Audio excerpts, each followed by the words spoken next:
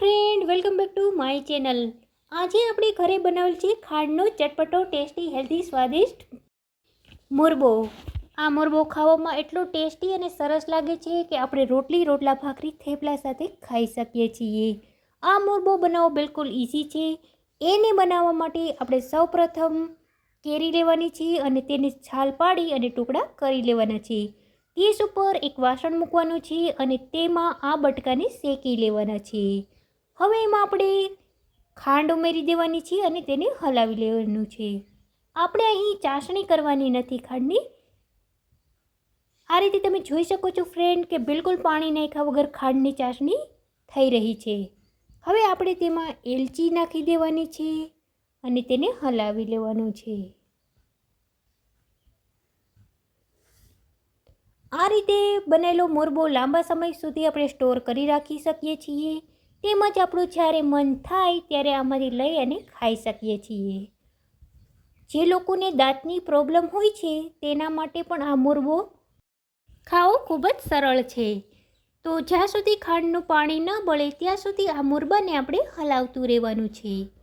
આ રીતે બનેલો મુરબો કેરી એકદમ પોચી પડી જાય છે અને ખાંડની ચાસણીથી બનતો હોય છે, તેથી એકદમ ખાવામાં સરસ, સોફ્ટ અને આકરી ચાસણીવાળો મસ્ત લાગતો હોય છે।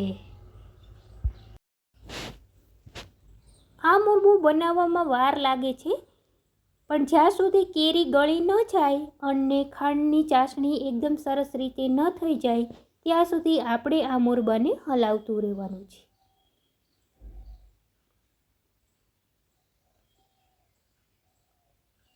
ફ્રેન્ડ, તમે જોઈ શકો છો કે ખાંડની ચાસણી પાણી ધીરે ધીરે કરતું બળી રહ્યું છે, પરંતુ આપણે આ મુરબાને સાવ કોરો મોરો બનાવવાનો નથી થતો।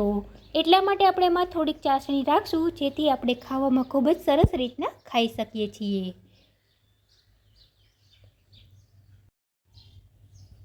મુરબો થઈ જાય ત્યારબાદ આપણે ગેસની ફ્લેમને બંધ કરી દેવાની છે અને મુરબાને થોડી વાર માટે હલાવતું રહેવાનું છે।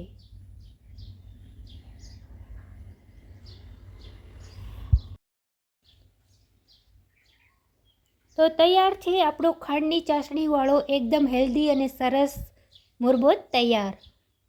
ફ્રેન્ડ, તમે જોઈ શકો છો આપણો મુરબો બનીને એકદમ સરસ રીતના તૈયાર થઈ ગયો છે। જો તમને મારો આ વિડીયો પસંદ આવ્યો હોય તો મારા વિડીયોને લાઇક કરી, શેર કરી, મારી ચેનલને સબસ્ક્રાઈબ જરૂર કરી દેજો। મારા નવા આવનાર વિડીયોને જોતા રહેજો। Thank you for watching my videos.